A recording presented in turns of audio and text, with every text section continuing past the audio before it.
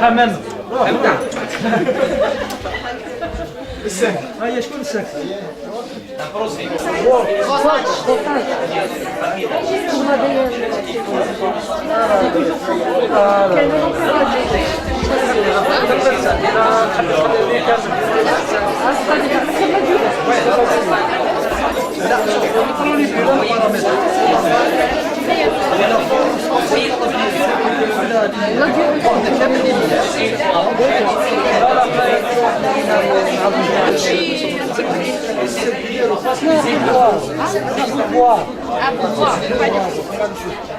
شوفوا بعد إذا بغينا نزيدو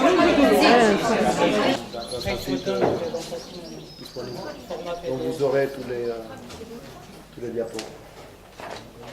Ok, donc on continue donc avec la troisième partie de la présentation, qui est en fait, donc on va parler du phénomène de l'épigénétique et comment ce phénomène régule, on peut contrôler la prescription. Donc on va commencer par essayer de définir qu'est-ce que c'est l'épigénétique. Peut-être qu'on peut fermer la porte.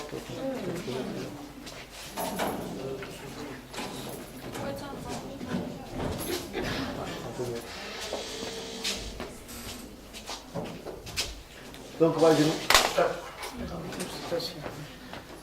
donc on a ici en fait à gauche l'illustration d'un colonnement avec les différents tissus. Et ça, c'était pour illustrer l'idée que finalement, dans chaque tissu d'un être vivant, on va avoir une expression spécifique des gènes. Donc il y a certains gènes qui vont s'exprimer dans le foie, qui ne sont pas les mêmes qui vont s'exprimer dans le pancréas ou dans la peau, dans l'œil.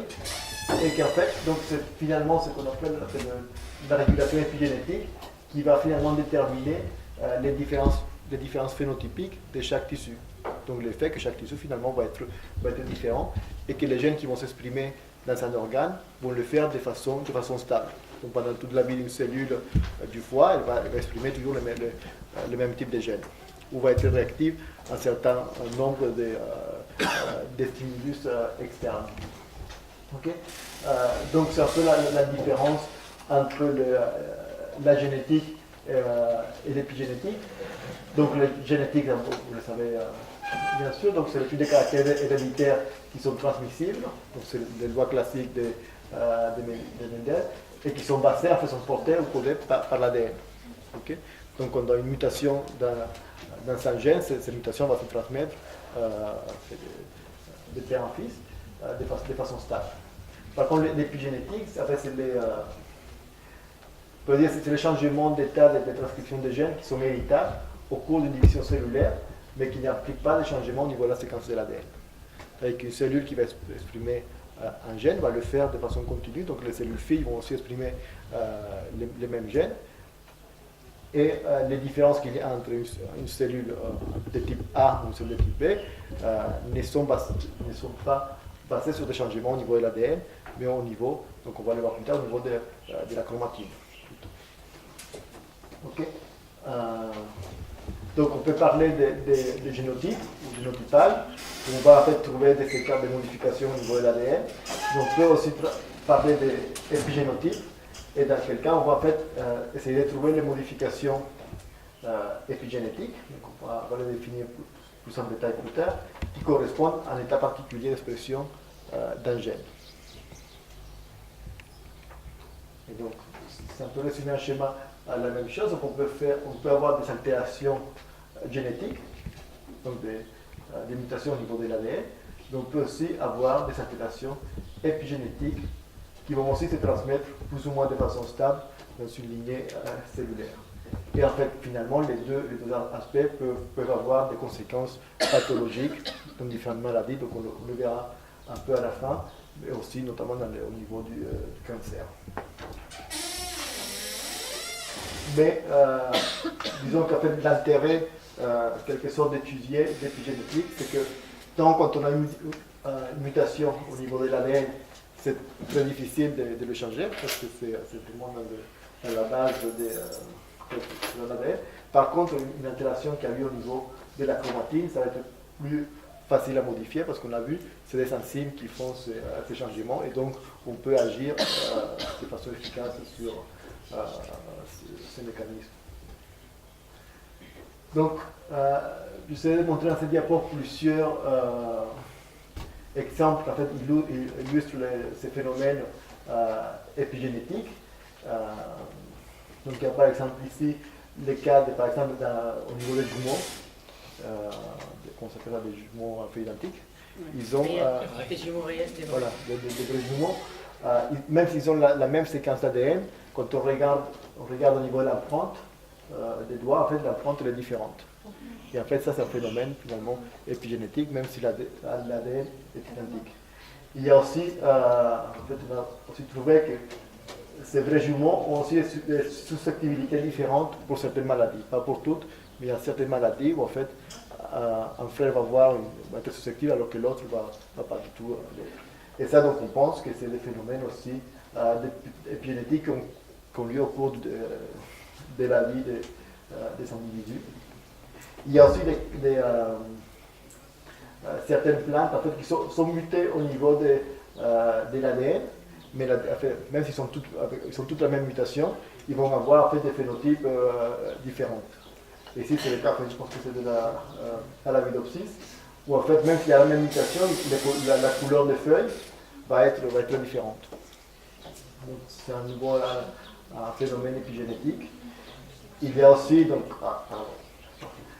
le cas des chaclonnés, qui est assez intéressant, parce qu'en fait, quand ils ont fait le premier clonage des chats, ils pensaient que les chats qui allaient naître de ces mères porteuses allaient être identiques à la vraie mère.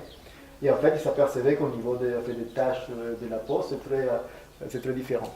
Alors que l'ADN génomique est exactement le même.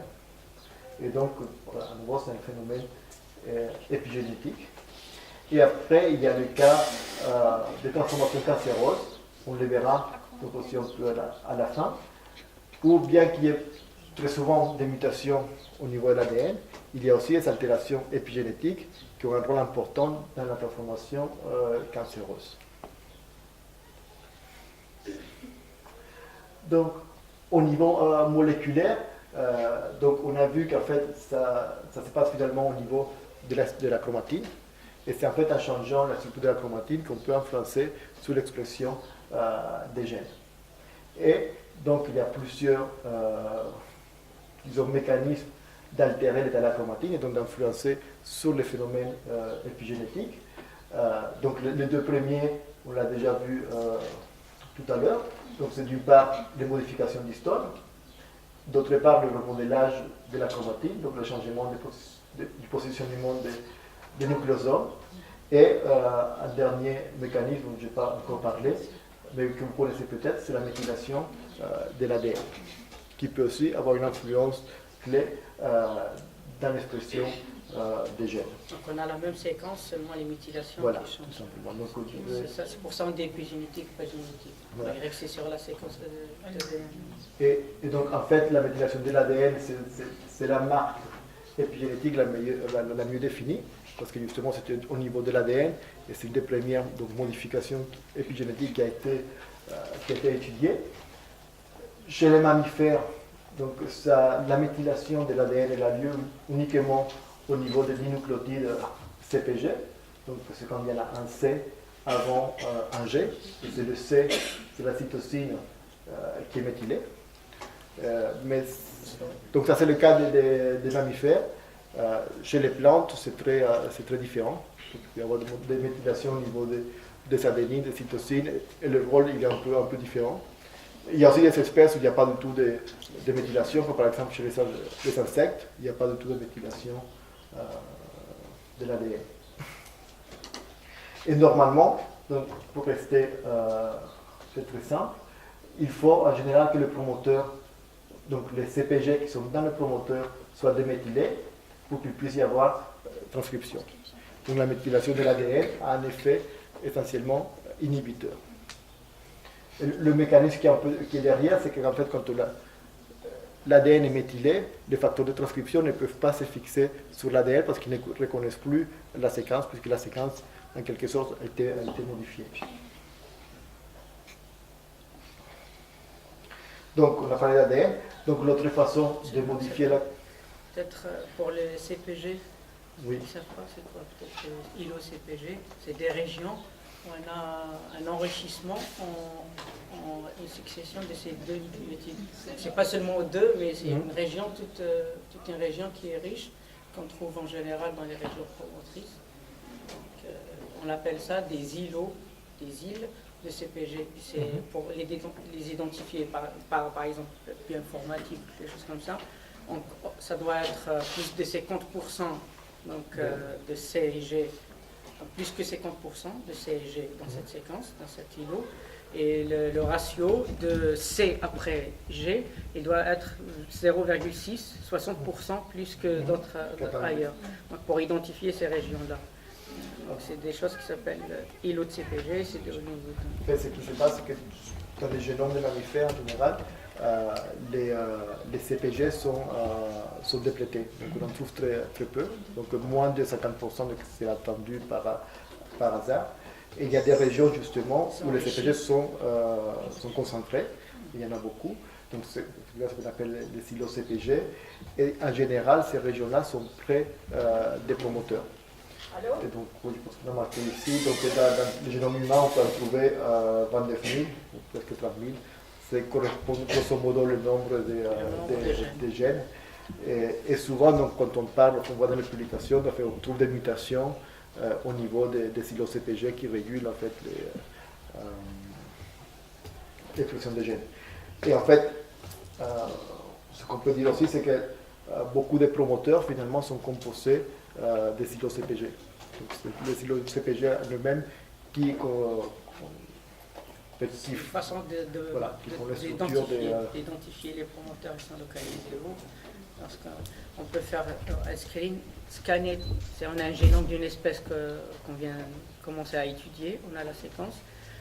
Il y a par exemple des outils bioinformatiques, on lui donne toute la séquence, il va calculer tous les pourcentages, il va faire une fenêtre, il va glisser à chaque fois, calculer les pourcentages d'essais. Et à la sortie de logiciel, on a donc un fichier où il nous donne toutes les régions où il y a les pics des îlots de CPG. C'est une façon un peu de connaître les promoteurs qui sont localisés, à repérer. C'est pas à 100%, on va dire, tout le temps. Déduction. Voilà, c'est pas une science exacte, mais c'est déjà un point de début pour commencer à faire. Ouais. Et donc oui, je disais aussi que c'était la marque génétique la mieux définie, mais c'est aussi celle qui a fait le plus facile à comprendre, de comprendre comment elle peut être transmise d'une cellule à une autre. Puisqu'en fait, le CPG, en fait, c'est symétrique. Pardon.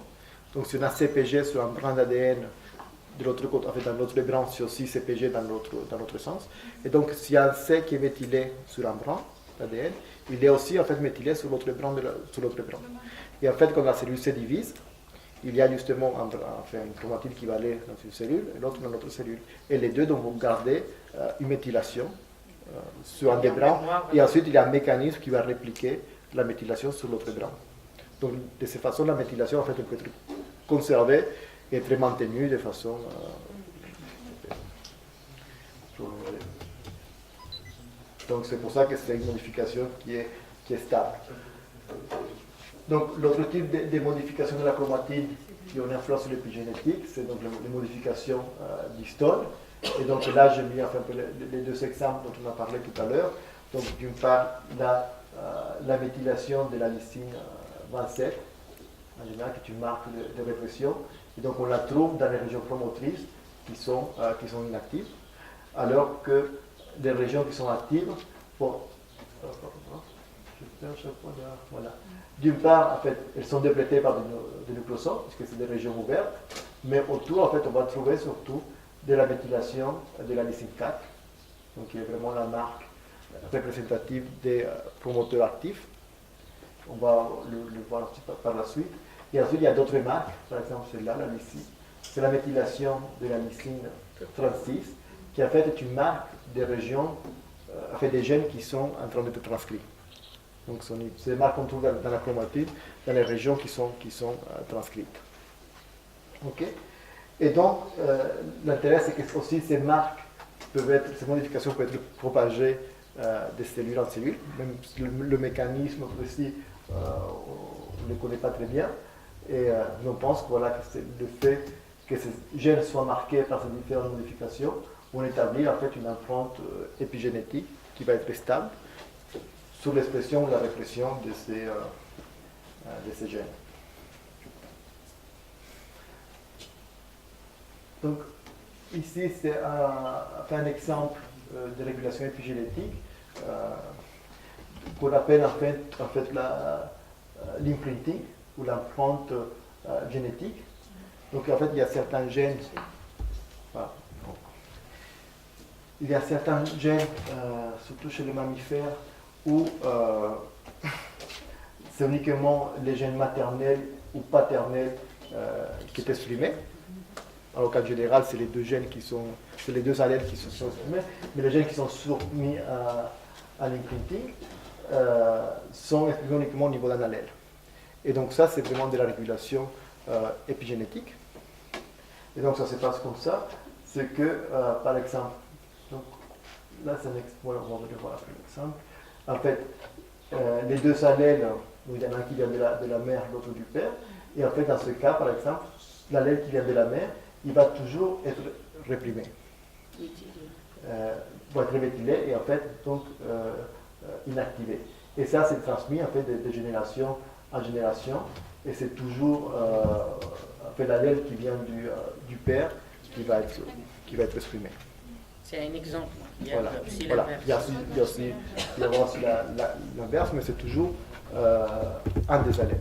Et ça, c'est transmis de cellule en cellule, c'est toutes les cellules qui vont faire la même chose. Et donc, dans ce cas-là, la répression en général, elle correspond à la méthylation. Peut-être c'est l'allèle qui est méthylé qui n'est pas exprimé, qui est réprimé. Sur méthylation 27. Voilà. Donc là, c'est la méthylation de l'ADN surtout. L'ADN Ouais. Mais après, ça correspond à des modifications d'histoire, mais là, je ne rentre pas dans le détail.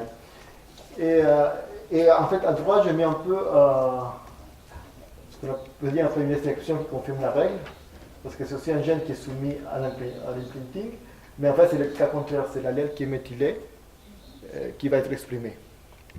Et donc, vous allez comprendre en fait pourquoi, et en fait, on peut voir comment ça peut être complexe finalement la régulation. Donc, il s'agit du gène IGF2, c'est un facteur de croissance. Et donc le gène il est là, mais dans l'allèle qui vient du père, en fait, il y a une région ici, donc après le gène qui est méthylé. Okay. Et dans ce cas, le gène est actif. Parce qu'en fait, il y a un énonceur qui est là, qui va pouvoir activer le promoteur de GF2 et activer l'expression de ce gène. Chez la mère, chez l'allèle maternel, cette région-là n'est pas méthylée, et en fait, il y a un facteur qui se fixe, et ce facteur s'appelle CTCF, c'est un facteur qui se fixe au niveau des séquences insulatrices. Et je vous avais dit au début qu'en fait, ces séquences insulatrices, elles empêchent l'interaction entre l'énonceur et le promoteur. Et en fait, c'est bien ce qui se passe ici, c'est que cet énonceur, en fait, ne peut plus réguler ou activer, le promoteur de GF2, mais en fait, il va activer un autre gène qui s'appelle H19, qui ne code pas en fait pour aucune protéine. Et donc, en fait, c'est toujours le même principe, c'est en fait, c'est régulé par la méthylation de l'ADN, mais de façon inverse. Donc, c'est l'ADN qui est méthylé qui est actif. Mais parce que ce n'est pas la séquence régulatrice qui est méthylée, mais une région intergénique. Donc voilà, donc c'est un phénomène qui est très important pour le développement chez les mammifères et qui est régulé au niveau épigénétique. Donc il faut toujours faire attention, la méthylation elle est positionnée où? Dans une région promotrice ou dans une autre région? C'est pas tout le temps méthylation, ça veut dire ça peut être l'inverse selon sa localisation. C'est-à-dire qu'il y a toujours des règles qu'on essaie d'établir, mais après on s'aperçoit que la réalité est toujours beaucoup plus complexe et beaucoup plus intéressante de beaucoup. Donc un autre phénomène qui en fait est régulé par l'épigénétique, c'est ce qu'on appelle la variégation. C'est le terme anglais, je pense qu'il n'existe pas tout à fait d'équivalent en français, donc on va parler des variations. Et c'est le fait qu'en fait, chaque cellule va avoir une expression différente de chaque gène.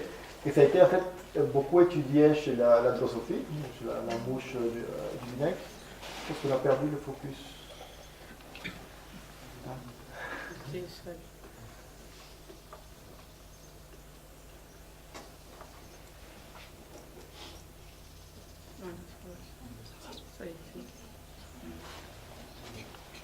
Oui. Et en fait, je voulais surtout le montrer parce que c'est en fait grâce à cette approche que je vais décrire tout à l'heure qu'on a été identifié la plupart des acteurs qui ont une influence sur l'épigénétique de la mouche jusqu'à l'homme. Et donc c'est justement l'avantage de ce système, c'est qu'en fait quand on regarde ça c'est l'œil de la mouche, donc qui diffère différemment à l'œil chez l'homme, est composé en fait des milliers de petits œils en fait. Ok. Et normalement on fait dans les yeux rouges. Ok. Mais on peut introduire, on peut faire des mutants dans lesquels les gènes sont inactivés. Donc ces mouches ont tous les yeux blancs. Ok. Et ensuite on peut réintégrer le gène qui donne la couleur rouge. Ok. Et ce qui se passe dans un certain nombre de cas, ce gène, il est introduit, donc quand on l'intègre un peu n'importe où dans le génome. Et il y a des cas où en fait ce gène-là va s'intégrer dans la frontière entre l'hétérochromatine et le chromatine. Okay? Mais seulement que cette frontière, elle n'est pas vraiment très bien définie, mais elle peut bouger. Et dans chaque cellule, en fait, elle va bouger de façon différente, mais elle va être stable. Ce qui fait conduire en fait à avoir des souris. Ah, pardon. On ne voit pas très bien.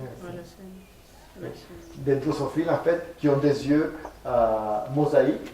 On ne les voit pas très bien ici, mais en fait, ce qu'il faut voir, c'est que chaque œil, il va voir soit il est rouge, soit il est blanc. Il n'est pas rose. Et ce qu'on s'est aperçu, c'est qu'en fait, ceux qui avaient les yeux rouges, les cellules qui étaient rouges, c'est parce qu'en fait, le gène est intégré dans une région ouverte de la chromatine. Pardon, c'est toujours la même région, mais cette région, elle est ouverte dans ces cellules. Fermé, ouais. Okay? Alors que ceux qui ont les yeux blancs, donc ils n'expriment pas le gène, la chromatine dans ces cellules est en fait dans une région fermée. Donc ce qu'on montre ici, en fait, ça c'est l'hétérochromatine en vert, et en fait, dans chaque cellule, elle va être positionnée de façon différente.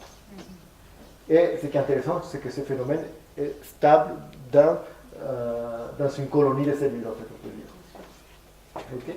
Et donc ça fait ce qu'on a appelé le position effect variegation, donc l'effet de position, qui fait en fait des cellules, des tissus mosaïques. Et donc grâce à ce système qui était très facile à étudier parce qu'il suffisait de visualiser les yeux de la mouche, les gens ont pu faire des expériences de mutagénèse dans lesquelles ils mutaient au hasard le génome. Ils voyaient l'effet sur les mosaïques des yeux. Et chaque fois qu'il y avait... donc on pouvait avoir un effet plus ou moins important. C'est-à-dire soit la plupart des yeux étaient rouges, soit ils étaient plutôt blancs. Et donc, chaque fois qu'ils ont trouvé des mutants qui avaient un effet sur ce phénomène, c'était des protéines qui agissaient au niveau de la chromatine. Et qu'ensuite on a pu retrouver chez l'homme, ayant le même effet. Et souvent, c'est des protéines, des gènes, qui ont un rôle important dans le cancer. Donc vous voyez qu'en fait on part finalement on étudie la mouche et en fait on arrive à trouver des choses qui sont relevantes chez l'homme. Parce que finalement c'est les mécanismes de base qui sont très bien conservés. Et donc je voulais un peu finir après la discussion sur l'épigénétique faire une vue un peu conceptuelle de comment on imagine l'épigénétique et comment ça a évolué ces derniers temps. Avant, en fait, donc c'est la vue classique de l'épigénétique qu'on avait, c'est qu'en fait, c'est comme si, donc ça, on imagine que ça c'est une cellule, et la cellule, une fois qu'elle s'engage,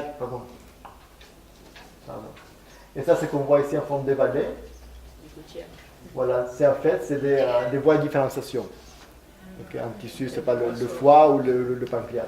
Et ce qu'on pensait, c'est qu'en fait, une fois qu'une cellule rentrait dans une lignée déterminée, elle restait donc enfermée dans une vallée et elle ne pouvait plus en sortir. Et donc, ce qu'on voulait dire par ça, c'est qu'en fait, le changement épigénétique était vraiment stable et ce n'était pas inaltérable.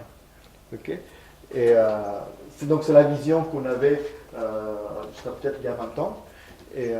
Et maintenant, on est en train de changer cette vue. Donc, ce qu'on montre ici, c'est qu'en fait, ça peut être très variable. Une fois qu'on rentre dans une voie, on peut aussi en sortir. Et ça, c'est très important conceptuellement, parce que ça veut dire qu'on peut prendre une cellule de la peau, par exemple, et la modifier au niveau épigénétique, et la faire convertir en autre organe. On peut faire générer des cellules du foie, par exemple. Il y a une question qui vient de sortir, où ils ont pris, par exemple, des patients qui ont des problèmes de dégénérescence musculaire ou cardiaque, où ils prennent même des cellules donc de la peau, ils infectent ces cellules par un cocktail de virus, de 3 virus. Donc, et ces virus, ils vont faire un effet, ils vont rajeunir la cellule, ils vont la remettre au début de la gouttière, et la rediriger dans une autre gouttière. Donc, ils fabriquaient une cellule de cœur ou de neurones. Pas la peine d'utiliser des cellules souches. Voilà, parce Non, que mais il y avait aussi en ça. fait, justement, c'est deux choses. C'est intéressant que tu dis ça, parce qu'en fait, donc ça, c'est encore la vue un peu classique, Ouais. mais c'est intéressant justement qu'on peut le faire. Et dans ces cas, ce qu'on fait, c'est qu'on a la cellule qui est là, ok, on Elle va remonte. exprimer justement un cocktail de facteurs de transcription qui sont spécifiques des cellules souches, donc d'origine. Et en fait, la cellule, finalement, elle va revenir en arrière, et ensuite, on va pouvoir, avec un autre cocktail de facteurs, la faire différencier dans une autre voie. Donc ça, justement, on arrive à le faire, pas pour tous les organes, mais on arrive maintenant à le faire, sauf que c'est très compliqué, c'est très laborieux, parce qu'en fait, il faut revenir en arrière, et ensuite aller sur une autre voie.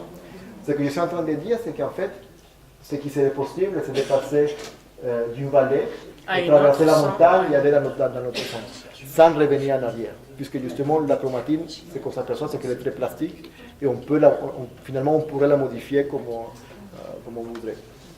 Mais voilà, ça c'est des champs d'études, en fait. Ça rejoint un peu les cellules végétales aussi. Mais On parle du phénomène de dédifférenciation. voilà, qui est très... Retour, la totipotence cellulaire. voilà. C'est dans les plantes, voilà. Même Ouais, c'est clair. chez les reptiles, pas les amphibien, on peut les pattes et ça va devenir. Mais chez l'homme, pour l'instant, malheureusement, Si on coupe on ne peut pas le faire, mais peut-être qu'on va y arriver, il suffit juste. Mais ça, justement, c'est possible parce que les modifications épigénétiques sont réversibles. Pas comme des mutations sur l'ADN. Donc voilà, pour résumer, c'était simple quand même. Donc l'épigénétique finalement décrit l'état phénotypique d'une cellule donnée, et donc ce qui permet de différencier entre une cellule A et une cellule B. Et au niveau moléculaire, ce phénomène d'épigénétique est assuré par des modifications de la chromatine, donc soit au niveau des histones ou de l'ADN, qui permettent une fonction adéquate du génome et qui agissent en fait comme des déterminants évitables des phénotypes dans chaque tissu. Donc, on a vu maintenant que les bases de la chromatine, comment elle est structurée, quelle influence ça peut avoir dans l'expression des gènes, donc le concept d'épigénétique. Maintenant, ce qu'on voudrait essayer de voir, c'est comment on peut étudier justement ces phénomènes d'épigénétique et comment on peut le faire maintenant finalement à l'échelle du génome pour arriver à visualiser finalement ce qu'on va appeler l'épigénome d'une cellule. Donc, avant de passer justement l'épigénome à l'aspect vraiment génomique de cette étude, je voulais juste avoir ces diapos pour introduire en fait, les différentes techniques qui ont été utilisées dans le passé pour étudier les phénomènes de régulation transcriptionnelle,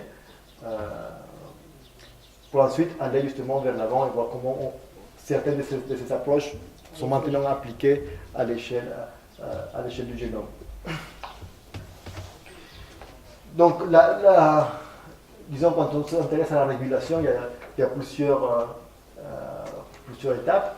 Donc, la première, c'est vraiment identifier les séquences régulatrices. Donc, quelle est la séquence promotrice d'un gène et s'il y a des éléments régulateurs distants, comme les énonceurs, comment on peut les identifier et travailler avec les étudier plus en profondeur.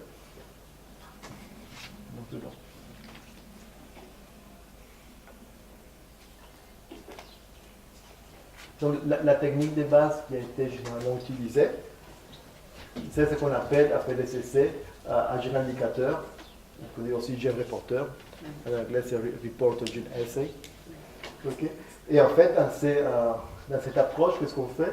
On prend un plasmide dans lequel on va mettre un gène indicateur, peut-être la luciférase, l'enzyme 4, la bêta-galactosidase, donc un gène qu'on peut détecter par des essais biochimiques. Et on va coller une séquence en amont qu'on pense être une séquence régulatrice. Donc, si c'est une séquence régulatrice qui est active, elle va en fait activer l'expression de ces marqueurs, et si elle n'est pas active, on ne verra pas l'expression du marqueur. Et donc, en général, qu'est-ce qu'on fait? On a un gène, on veut trouver les séquences régulatrices, on prend une séquence très large en amont, plusieurs kilobases, et on fait un test reporter. Donc, on voit s'il y a une activité. S'il y a une activité, on commence à raccourcir ces fragments, on fait des fragments de plus en plus petits, jusqu'à ce qu'on perde l'activité activatrice. Et donc c'est dans cette limite-là, entre le fait qu'on a une activité ou on n'en a pas, qu'on définit une région promotrice. Les frontières. Ouais, et donc ça c'est relativement facile pour le promoteur, puisqu'on part du gène, mais si on veut identifier les énonceurs, c'est très compliqué parce qu'on ne sait pas où ils sont. Donc il peut être à 10 kb, 20 kb, 50 kb, peut-être plus. Donc souvent c'est des travaux très laborieux qui ont mis plusieurs années pour identifier ces séquences.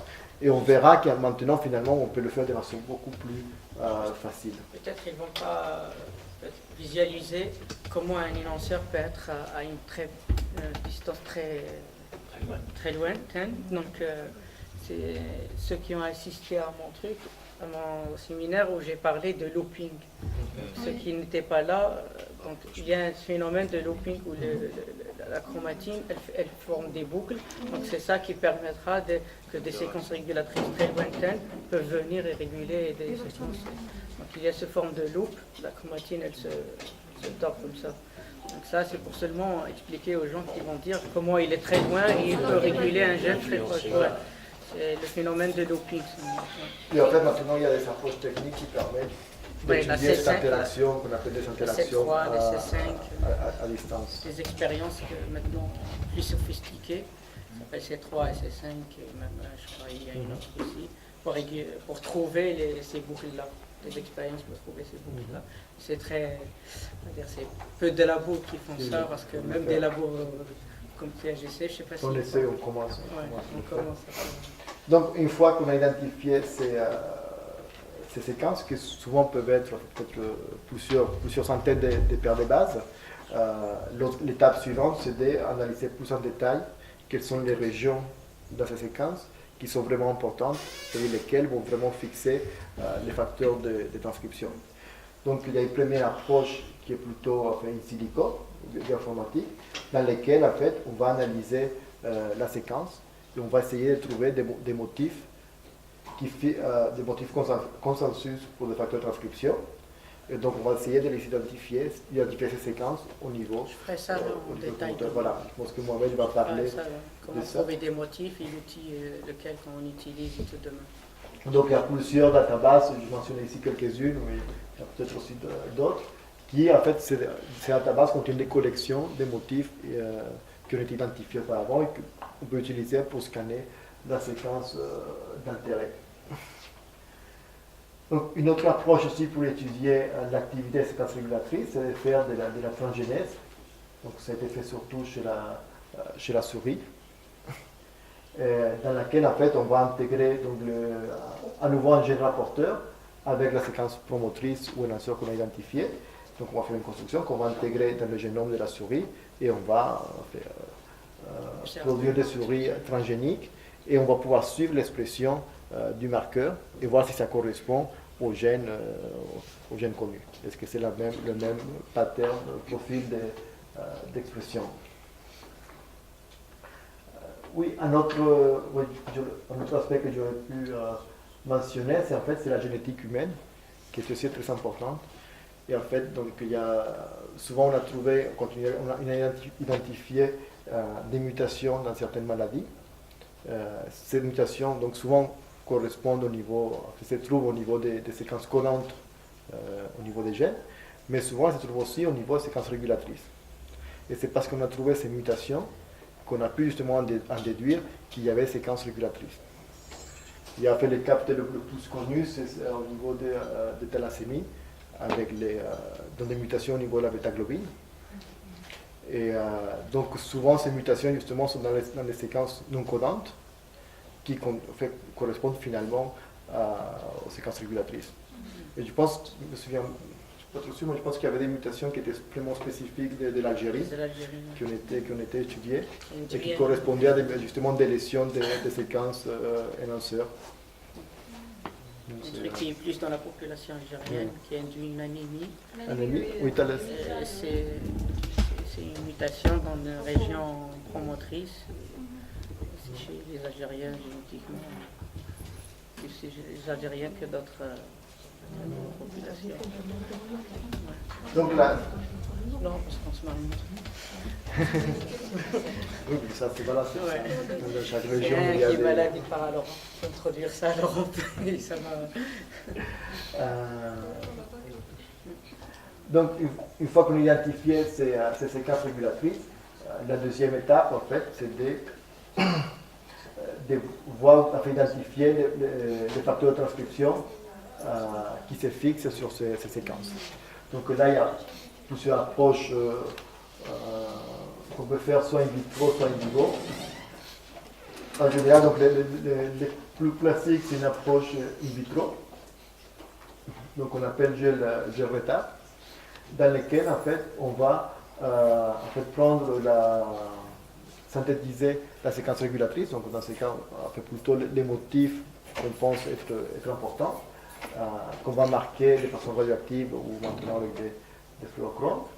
Et ensuite, on met soit un extrait nucléaire ou la protéine purifiée ensemble avec l'ADN. Et donc, s'il y a un facteur qui se fixe sur l'ADN, ça va former un complexe, ADN-protéine. Et ce complexe-là, on va le migrer ensuite sur un gel. C'est souvent un gel d'acrylamide. Et on va comparer l'ADN synthétisé tout seul avec l'ADN plus l'extrait nucléaire fait avec l'extrait protéique. C'est comme un criblage aussi. Donc ce qui se passe, c'est que s'il y a un complexe ADN-protéine, la migration elle est beaucoup plus lente et donc on voit un retard sur le gel. C'est-à-dire on va voir ici la sonde de l'ADN tout seul et un peu plus haut l'ADN avec le complexe protéique. Et donc comme ça on peut démontrer qu'il y a une interaction directe entre la protéine et l'ADN. Soit on a la protéine purifiée, soit on fait un criblage. Vous avez deux possibilités. On peut l'utiliser pour le premier cas et le deuxième gel rétal. Oui. On peut l'utiliser dans les deux essais. Identification de caractérisation de la région. Oui, bien sûr. Oui. Donc c'est pas uniquement le numéro 2. C'est même la première. Oui, disons que Puisqu'il va identifier. dans la première partie c'était plutôt des grossiers et après on analyse plus en détail, mais effectivement tout ça s'est fait souvent au même. Donc soit on a une protéine, un facteur qu'on doute, donc on le teste lui, soit on fait un criblage, on a une banque de plusieurs protéines, des facteurs, et on veut savoir, il se fixe ou non, lequel de tous ces facteurs de transcription se fixe sur cette séquence. Donc on fait plusieurs gels et on teste avec plusieurs, et avec bien sûr le contrôle avec tout seul, et on regarde lequel il reste en haut. Donc, et on retrouve comme ça le facteur. Mais c'est vrai, en fait, je suis pas sûr parce que dans certains cas, plutôt que faire un essai reporter, en fait, on prenait des grandes régions qu'on coupait en morceaux et on testait par gérétal laquelle fixe des protéines. Le facteur d'intérêt, le facteur de transcription l'inverse, on va dire. Donc, après, on peut avoir fait des approches in vitro, je ne vais pas rentrer dans les détails, c'est un peu compliqué, mais on peut aussi essayer de détecter l'interaction ADN-protéine in vivo. Et c'est donc surtout par l'approche qu'on appelle CHIP, donc chromatine immunoprécipitation, dont je vais parler plus tard, qui permet vraiment de voir si une protéine, un facteur d'action donné se fixe sur une séquence précise, vraiment in vivo.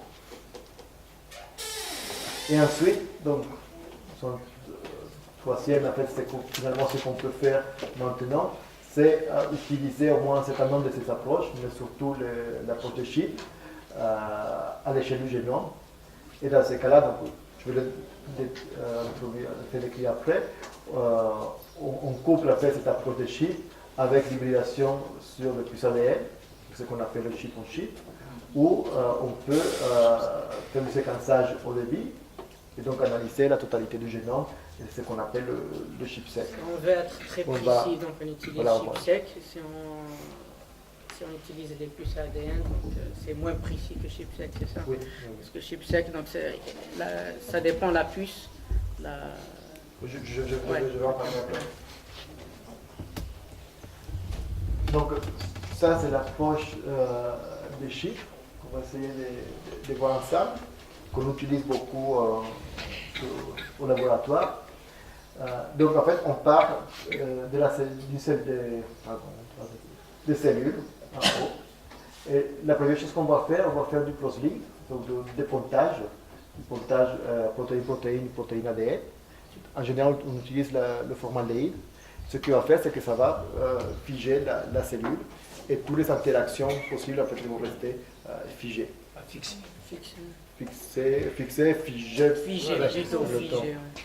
C'est comme si une fixation. Voilà, c'est comme si on prenait une photo instantanée. Ok. Après, du coup, on purifie les noyaux. Là, je vais lui mettre en fait uniquement le noyau. Et comme la chromatine finalement elle est l'ADN est très long, on va le fragmenter tout simplement par sonication. On sonique la chromatine et il va se couper en petits. Sonique, donc c'est par des sonicateurs. Ouais, avec le son. des vibrations. Voilà. C'est vraiment physique. Et donc, on coupe en morceaux la chromatine, donc ce qu'on voit ici. Et ensuite, on va pouvoir, avec ces chromatines, faire en fait, une immunoprécipitation, comme on fait classiquement en biochimie. Et dans ce cas, on va utiliser un anticorps qui reconnaît, fait comme montrer ici, une modification des histones, ça peut être une méthylation, l'acétylation, mais ça peut être aussi un facteur de transcription qui se fixe directement sur l'ADN. Ok. Et donc, avec cette immunoprécipitation, on va récupérer la fraction de la chromatine qui soit possède ces modifications des histones ou qui est fixée par le facteur de transcription. Et ensuite, on purifie tout simplement l'ADN. Ok, donc on sépare l'ADN des chromatines. Et donc là, on peut analyser cet ADN. Donc, une première chose qu'on peut faire relativement simplement, c'est faire une PCR, qui peut être, c'est possible, plutôt quantitative. Et on va la comparer en fait à l'ADN. On va la comparer à l'ADN total qu'on peut récupérer directement d'ici, donc il n'a pas suivi d'immunoprécipitation et qui va servir comme contrôle. Donc là, j'ai mis un exemple de ce qu'on peut obtenir avec ce type d'analyse. Donc, j'ai mis un exemple dans lequel on va utiliser, on va faire deux expériences de chiffres. Une avec, qui va analyser l'acétylation de la lysine 9. Donc, l'acétylation, pour rappeler, c'est une marque d'activation. Et de l'autre côté, on va analyser la méthylation de la lysine 9.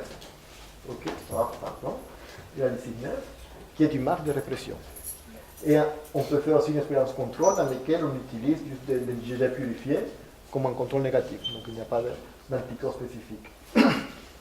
Donc on fait 3 expériences de chips avec 2 anticorps et un contrôle. Et ensuite on fait une PCR avec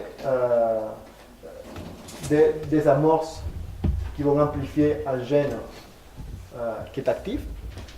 Une séquence régulatrice d'un gène qui est actif. Et en rouge, c'est donc des séquences régulatrices d'un gène qui est inactif dans la même cellule. Ok? Et donc, ce qu'on veut faire, c'est regarder s'il y a des enrichissements pour les modifications qu'on étudie. Et donc, on fait le PCR quantitatif et on quantifie par rapport à l'ADN total qu'il y avait dans cette cellule. Okay? Donc, on a un pourcentage par rapport au début, donc on appelle le input. Qu'est-ce qu'on va trouver donc? C'est que si on regarde une modification qui est associée au gène actif, on va trouver une amplification beaucoup plus importante au niveau d'un gène actif que d'un gène inactif. Et vice-versa, si on a fait l'immunoprécipitation avec une modification associée à la répression, on va trouver un signal beaucoup plus important dans le gène qui est inactif. Okay? Et ça donc permet de voir qu'un gène actif va être associé à certaines modifications, alors qu'un gène inactif va être associé à des modifications distantes. Et donc, même sans connaître en fait, l'expression réelle du gène, on peut, par une approche épigénétique, savoir dans quel état se trouve le gène si on ne le sait pas. Évidemment, donc, avec un contrôle négatif, on n'a pas du tout d'enrichissement si on a bien travaillé. Donc ça, c'est ce qu'on peut faire de façon ponctuelle. Si on étudie, on est intéressé par un gène, on peut faire ce type d'approche et donc accéder à ce type d'informations. Maintenant, donc la question c'est que si on veut connaître donc, l'épigénome, donc toutes ces modifications au niveau de tous les gènes d'une cellule, donc c'est pas faisable de le faire par cette approche puisqu'il faudrait faire des milliers, des centaines de millions en fait, de PCR. Donc je vous disais, on peut coupler cette approche avec des technologies qui nous permettent d'avoir la même information mais de façon globale. Donc il y a, je parlais de deux types de technologies. La première elle est basée sur des puces ADN. Et dans ce cas, qu'est-ce qu'on fait? Donc on a de la même façon, on a de l'ADN contrôle, de l'input, et l'ADN qui vient de l'expérience de chip. Et on va marquer les deux ADN de façon différente. Donc il y en a un qui va être vert et l'autre qui va être rouge. Et on va hybrider en même temps les deux populations d'ADN sur une puce ADN. Cette puce ADN, en fait, qu'est-ce qu'elle contient? Elle contient en fait des régions d'intérêt qui peuvent être soit le génome entier, donc maintenant ça existe, ou alors une liste de gènes qui nous intéressent, dans lesquels on a mis les séquences régulatrices par exemple. Okay? Et donc, en faisant cette hybridation, ensuite on fait le ratio entre les deux signaux, entre le rouge et le vert. Et donc, si c'est plutôt vert, c'est que c'est très peu enrichi par la modification. Si c'est plutôt rouge, ça veut dire que c'est plutôt très enrichi pour la modification ou les facteurs qu'on veut étudier. Excusez-moi, et pour le jaune, il y a 3 couleurs. Oui. Donc le jaune, c'est là quand il y a la même quantité de vert et de rouge. En fait, ce qui se passe, c'est que dans ces expériences, en fait, il y a beaucoup de background. En fait, le signal de bruit. Voilà, il y a beaucoup de bruit de fond. Et même, en fait, on récupère finalement tous les génomes, mais de très petites quantités. Et en fait, ce qui fait que globalement, la plupart du signal va être jaune, parce qu'il y a à la fois de l'ADN qui vient du contrôle et du chip. C'est pas par une visualisation à l'œil qu'on va le faire. Et donc en fait, on fait que c'est du jaune, mais nous c'est avec le après, scanner. il faut normaliser Voilà, il faut normaliser et le scanner il va quantifier combien on a de rouge et de vert. Et là, vous allez voir qu'il y a une différence. Et en plus, on va faire des analyses de normalisation, on va enlever le bruit de fond. Et en général, je crois que c'est le vert qui est plus foncé, ou le rouge, j'ai oublié, l'un des deux, et 2 fois plus. Fort que l'autre. Donc lorsqu'on va faire la normalisation, on va ramener l'autre au même niveau, et ça va apparaître les différences. Et ça, c'est côté bioinformatique plus que expérimental. Dans ce cas, vous avez le chip DNA. Okay. Pourquoi ne pas l'hybrider uniquement avec la puce? uniquement le chip DNA. Pourquoi rajouter l'input DNA? Ouais, C'est en comme fait, ça, ça dépend de la technologie. Mais Si on peut le faire sans. En fait, à Affymetrix, on les fait Avec les sans. Sans. Sans. Ah, ok. Et les autres, à Juliette, Nimbergine, on hybride les deux. Le problème, c'est qu'en fait, c'est toujours un enrichissement qu'on cherche. Et donc, c'est mieux de les comparer par rapport à une référence. Parce que si on n'a pas de référence, le signal, on ne peut pas vraiment l'interpréter. Et c'est un peu justement le problème qu'avait Affymetrix pour ce type de. Côté bioinformatique, si tu n'as pas la référence et tu regardes seulement le rouge, si on dessine ça sur un papier, ça sera des pics comme ça. Donc tu as des pics. Parfois certains pics. Non, pour moi, le but, c'est de voir s'il y a hybridation. Ouais. Et parfois c'est seulement du signal bruit de fond. Le problème. Ouais. Donc, Un pic comme ça, c'est bruit de fond. Comment savoir que c'est du bruit de fond? En regardant l'autre En fait, pic de l'input. pour le transcriptome, ça marche très bien, c'est pour ça qu'il fait Affymetrix. Mais pour les approches de chip on chip, c'était pas très approprié parce qu'il y a beaucoup de bruit de fond. Et donc c'est très difficile d'avoir le vrai signal du. Et aussi la dynamique, elle est très. Elle est assez petite. Et pour le transcriptome, on peut aller à des expressions d'une molécule jusqu'à des milliards, alors que là, quand c'est un enrichissement, c'est 2-3 fois. Ah, ok. Donc c'est peut très. pas- Voilà. C'est une dynamique qui est très différente. Donc, de toute façon, c'est une approche qui est un peu en train de disparaître. C'est les labos. Et nous, dans le laboratoire, on a beaucoup les moins riches qui utilisé. continuent à l'utiliser. Oui et non, parce que finalement, donc, maintenant, il y a de nouvelles technologies qui sont apparues et que maintenant, ça revient au même prix, finalement, faire l'approche qui est à droite, donc qui est basée sur le séquençage au débit du génome. J'ai juste mis plusieurs termes en anglais parce que finalement ça veut tout dire la même chose, donc high throughput sequencing, deep sequencing, massive parallel sequencing, next generation sequencing. En gros, ce qu'on fait, c'est des techniques qui permettent de séquencer de façon très efficace la totalité du génome. Et donc là, vous comprenez bien que si on a une population, cette population-là, ben, il suffit de séquencer finalement tous les fragments qui ont été immunoprécipités pour avoir une vue très précise et très quantitative du signal qui vient du chip. Donc je pense qu'il y a une diapo après pour un peu décrire les approches de séquençage au débit, mais l'idée c'est celle-là, on fait le chip et ensuite on analyse tous les fragments d'ADN par séquençage au débit et en fait on obtient des petits fragments. Parce qu'en fait la caractéristique de toutes ces approches de séquençage à haut débit, c'est qu'ils ne séquencent pas tous les fragments, mais ils séquencent en fait des bouts qui sont au début ou à la fin de chaque fragment. Et c'est en fait ces petits bouts qui font en général 50 paires de bases qui vont être alignés dans le génome. Et ça fait ce que je montre ici, en fait, des enrichissements. Donc ces petits bouts, on les appelle souvent reads ou tags. Donc ces petits fragments qui vont donc s'aligner dans le génome. Et en fait, quand il y en a beaucoup de fragments qui ont été immunoprécipités pour une région donnée, on aura en fait un enrichissement, comme c'est montré ici. Donc plusieurs rites en fait qui vont s'aligner plus ou moins dans la même région. Cette technologie, entre parenthèses, elle a apparu parce qu'il y a le développement de la bioinformatique.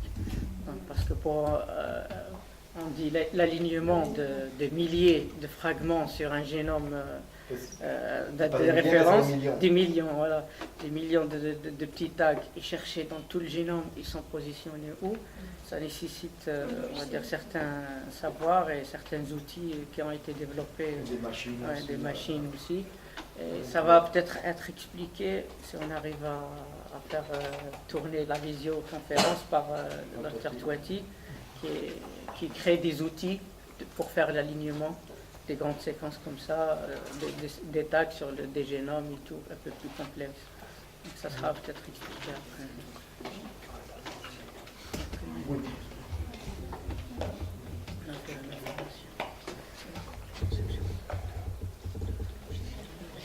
Donc il y a plusieurs technologies qui sont disponibles. qui ont tous des spécificités un peu particulières. Dans le cas du chipset, donc on utilise surtout la technique d'applied biosystem, donc des solides, ou Illumina, donc le Solexa ou Highsec. Je vais décrire un peu plus en détail après. Donc là, je voulais juste vous illustrer un peu le principe du séquençage au débit. Dans le cas de la technologie Illumina, mais l'autre fait solide, c'est plus ou moins fait un principe similaire. Donc l'idée dans le cas où on fait du chip, okay, mais bien sûr la technologie c'est toujours la même si on veut séquencer par exemple des bactéries ou si on veut séquencer du génome humain ou d'autres choses. Donc on part des fragments d'ADN qu'on a récupérés et on veut après connaître l'identité de ces fragments.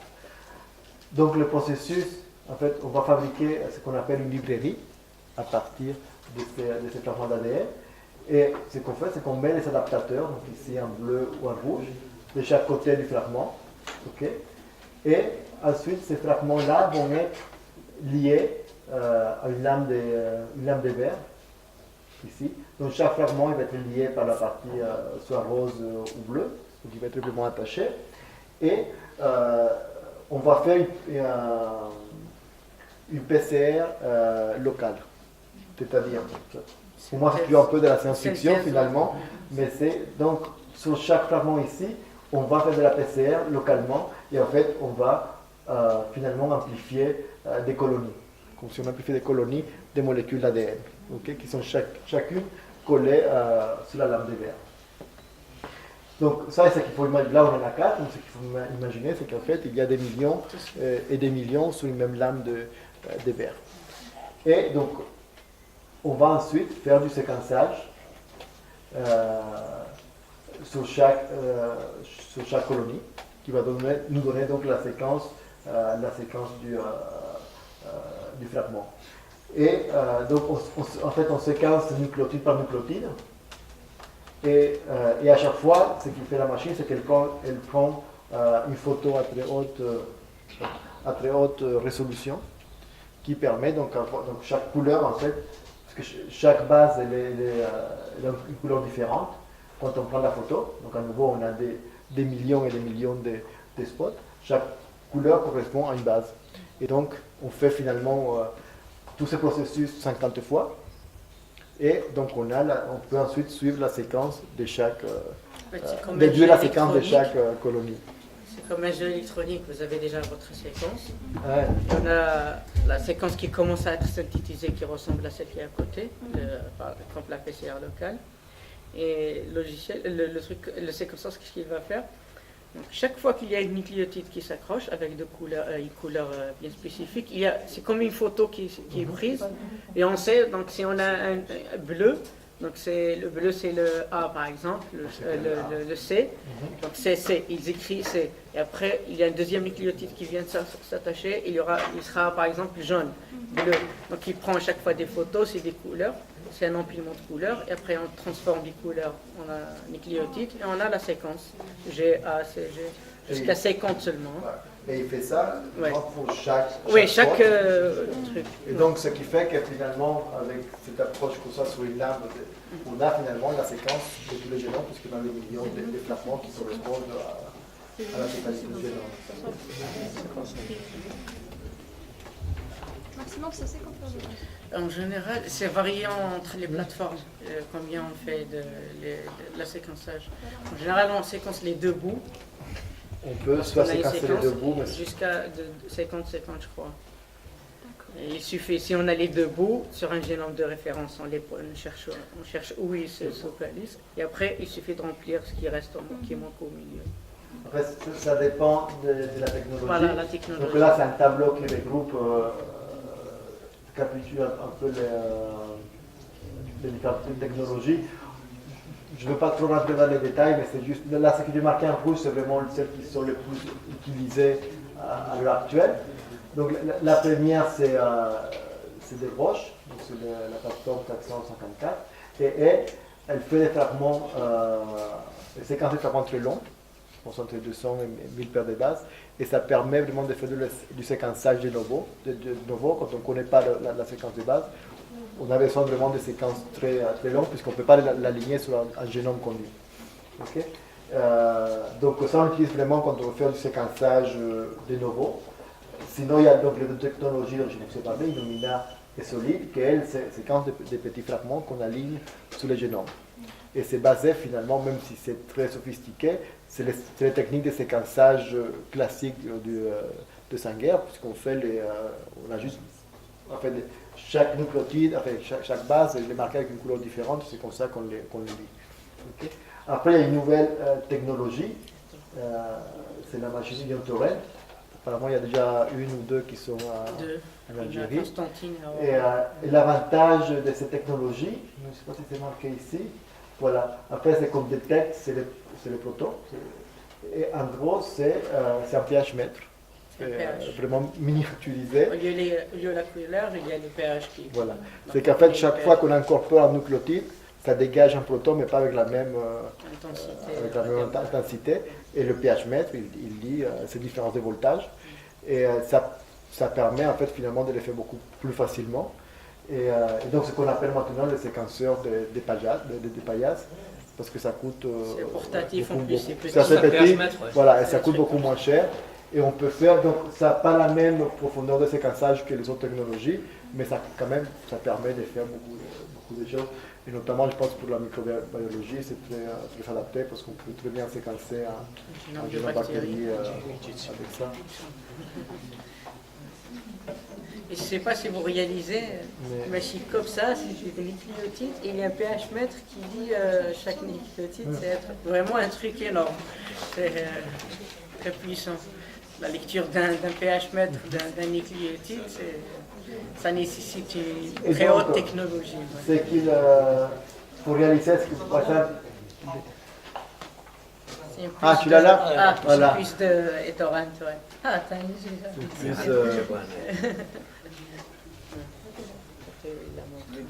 Ouais, j'ai déjà vu un. Ouais.